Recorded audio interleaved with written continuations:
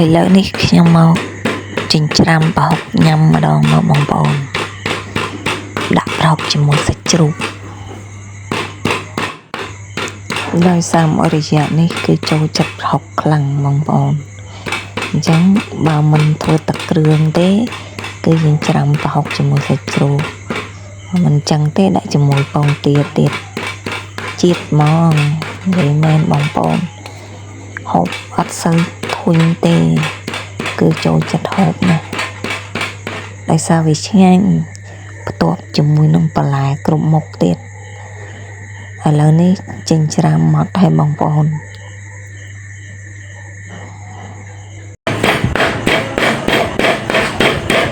ញោមអានពីពណ៌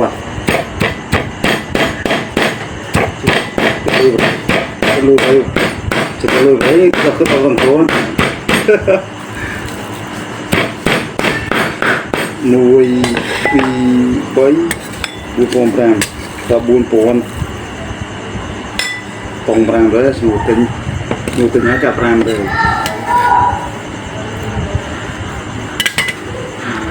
វាពី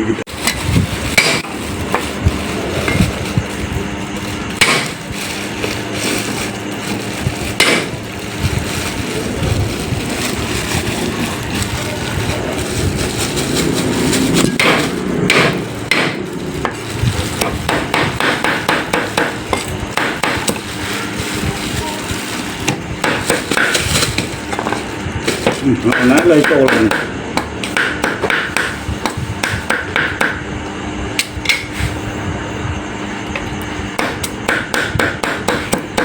លុយតបមកនេះទិញខានឆ្នាំងឲ្យបានស្អាតទៅភ្ញៀវស្រស់តកូនទេបងប្អូនដោយសារឃើញតកូនខ្ចីល្អ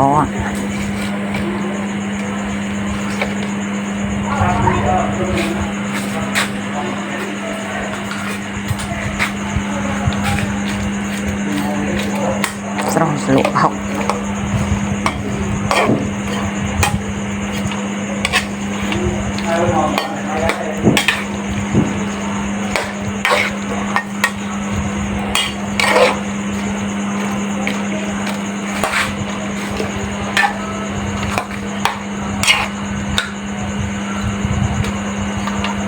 ឥឡូវនេះស្រស់តកូនរួចហើយបងប្អូនឥឡូវងាកមកធ្វើប្រហុកច្រាំសាច់ជ្រូកឆាវិញ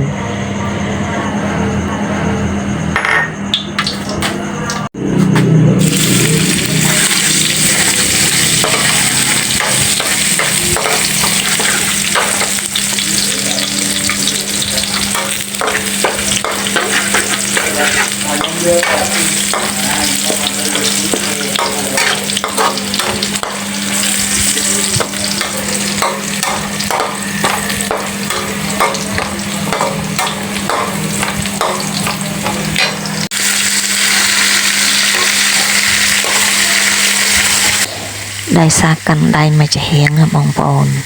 ញ្ចឹងវាពិបាកបន្តិចឲ្យផ្ទះរៀងល្អជាមួយនឹងចក្រានហ្គាសអញ្ចឹងឆ្នាំងផ្ទះបើសិនជាយើងហ៊ានតាត្រឡប់ខ្លាំងគឺអាចនឹងកពុបអញ្ចឹងខ្ញុំហ៊ានត្រឡប់តិចទេព្រោះឥឡូវនេះខ្ញុំចាប់ផ្ដើមដាក់គ្រឿងប៊ីចេងបន្តមកទៀតដាក់ស្ករស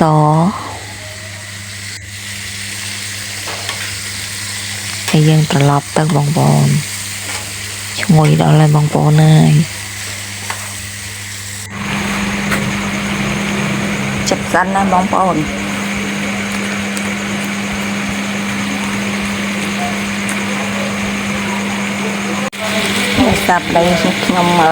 ដោយសារប្តីខ្ញុំគឺចង់ដាក់ម្ជូរក្នុងប្រហុកតែខ្ញុំថែមឲ្យគាត់បន្តិច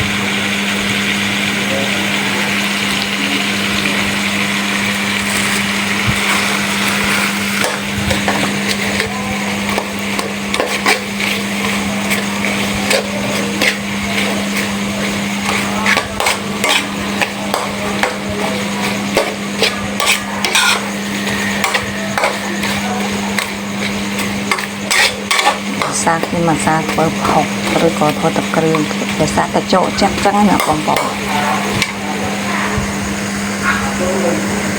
ហើយឥឡូវនេះប្រហុកចិញ្ច្រាំជាមួយសាច់ជ្រូករបស់ខ្ញុំបានរួចរាល់ហើយបងប្អូន